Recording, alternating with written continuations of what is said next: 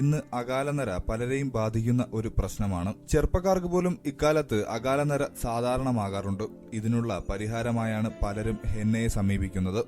എന്നാൽ ഇന്ത്യയെ പോലുള്ള ഉഷ്ണമേഖലാ രാജ്യങ്ങളിൽ ജനങ്ങൾക്ക് ഹെന്ന ഉപയോഗിക്കുന്നത് തലയ്ക്ക് തണുപ്പ് ലഭിക്കുന്നതോടൊപ്പം മുടിക്ക് തിളക്കവും ആരോഗ്യവും നിലനിർത്തുന്നു. ഹെന്ന ഉപയോഗിക്കുന്നത് കൊണ്ടുള്ള ഗുണങ്ങൾ എന്തൊക്കെയാണ് എന്ന് നോക്കാം.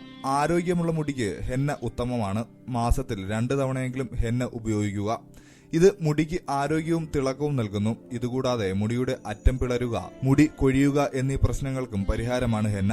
നമ്മുടെ തലയോട്ടിയിലെ ആസിഡ് ആൽക്കലി അനുപാതം തുല്യമായി നിലനിർത്തുകയും ഇതുവഴി മുടിയുടെ വളർച്ച ത്വരിതപ്പെടുത്താനും ഹെന്ന സഹായിക്കുന്നു.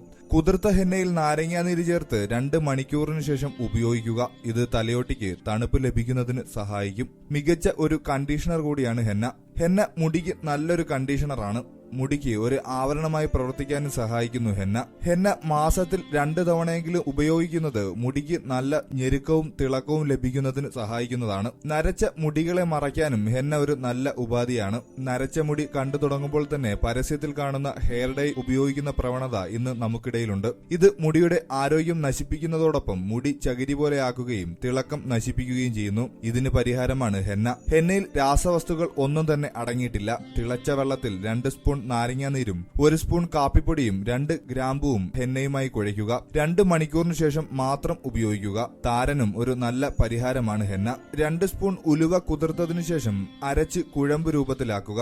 അതിനുശേഷം കടുകെണ്ണ ചൂടാക്കി അതിൽ ഹെന്ന ചേർക്കുക. അത് തണുത്ത ശേഷം അരച്ചു വെച്ചിരിക്കുന്ന ഉലുവയോട് ചേർത്ത് തലയോട്ടിയിൽ തേച്ച് പിടിപ്പിക്കുക. ഷാംപൂ ചെയ്യുന്നതിന് 1 മണിക്കൂർ മുൻപ് വേണം ഇത്. കൂടുതൽ ആരോഗ്യപരമായ അറിവുകൾ ദിവസവും നിങ്ങൾക്ക് ലഭിക്കുവാൻ ഈ ചാനൽ സബ്സ്ക്രൈബ് ചെയ്യുക.